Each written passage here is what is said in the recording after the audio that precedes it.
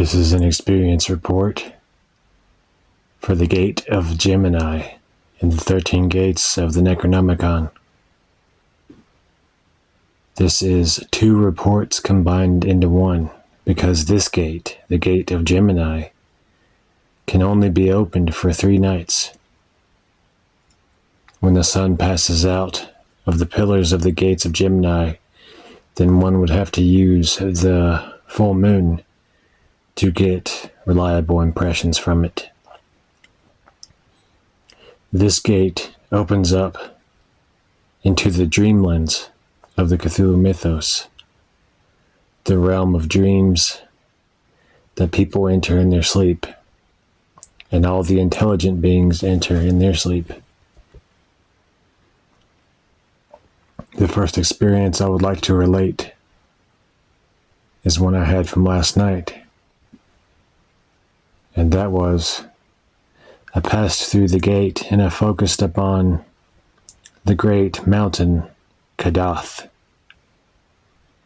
For those of you who do not know, Kadath is a great mountain where the gods of earth are all gathered in a castle at the top of it, where they sit in a throne room and look down through a vast mirror in the center of the room upon humanity, and then they bless humans and curse humans as they see fit.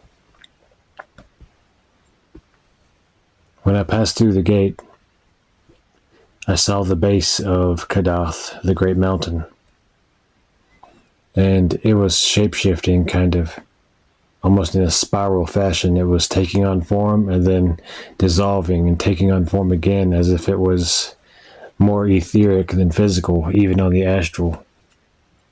But then it finally solidified, and I flew up beyond the clouds to the top of the mountain, and I saw all kinds of turrets, different buildings jutting out from it, castle towers, and it was very, very complex and multi-leveled, and humans could not create anything near it.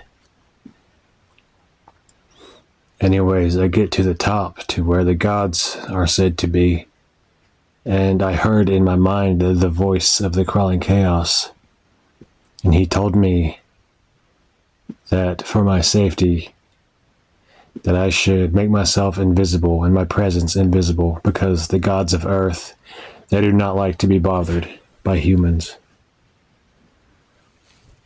So I did that, and I slowly entered the castle and the throne room, and I heard the gods talking. They were whispering.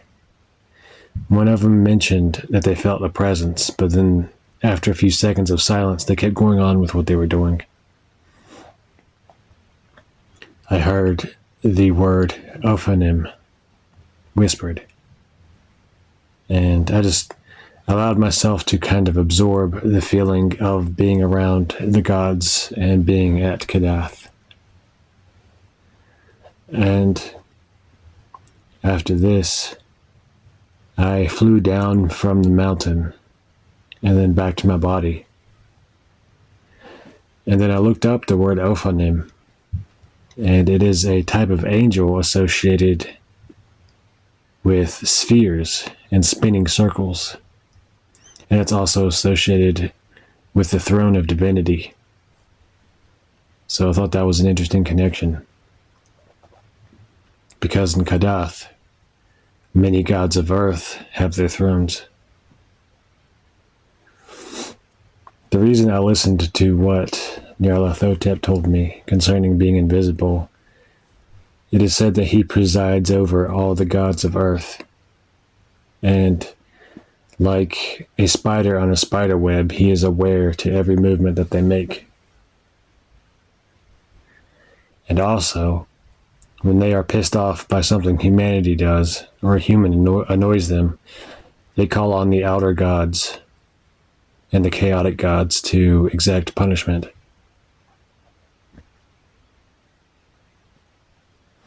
Okay, on to tonight's experience. I just got back from the gate. And this time I focused upon something called the Great Abyss in the Dreamlands. It is a location in the Dreamlands in the ruined city Sarkomand.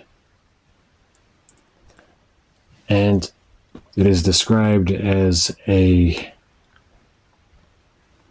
stair set in the middle of a place that is protected by two pillars that have winged lions on top of them. This is my experience descending those stairs. Anyways, I found myself in Sarkomand. Before me were two pillars which had winged lions on top. In between was a black spiral staircase that went down into darkness in the ground. I walked down quite a few spirals, and I used the key to emit light to guide me. And I used my astral senses to guide me as well. It felt very misty and dark, kind of disorienting. After a time, I came across a huge opening, a void of darkness, which I could hear water falling down in. I saw something moving in the abyss, and I floated downward. At first, I got the impression of a giant black eye staring at me. I also noticed at the bottom of the abyss what looked like zombies or beings chained to the ground, slowly shuffling back and forth.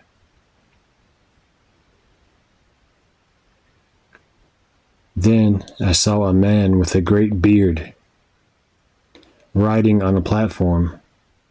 He came down to me.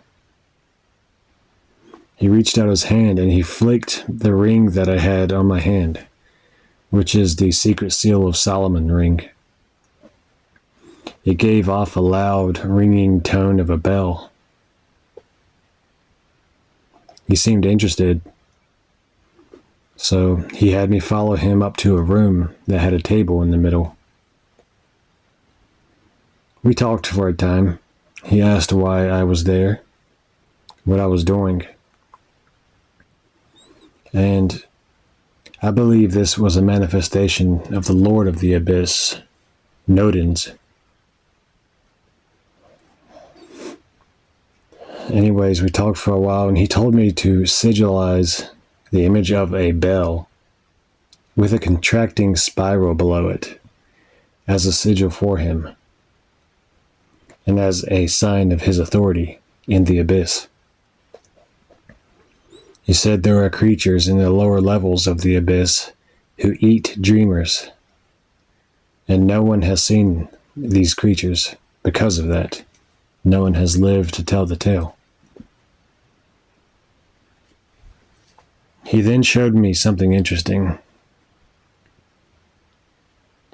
Beyond some slippery walls and people hanging who were twitching, there was an orb set in the wall. He said it was the orb of Nodens. The impression is that a person who can find that, they can focus their intent upon the orb and breathe their intent onto it. The orb will then reveal a glowing sigil representing that desire. It can then be used in sigil magic when one returns to the body.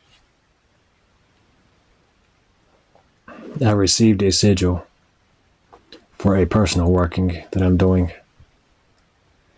And then I thanked him and found my way back up through the staircase back to the two lions on the top.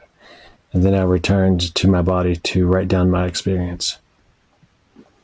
My body feels like it's really warm right now, like almost akin to having a slight fever. So I think that was the energy of the abyss kind of slowly coming out of me. So far, it's only been 2 nights, but this Gate of Gemini, the Gate of the Dreamlands, has been pretty interesting and intense. If I have any corresponding dreams about it, because it is said that it can be used to generate lucid dreams, I will definitely report that as well. Anyways, I hope y'all enjoyed this experience report. Like, subscribe, share.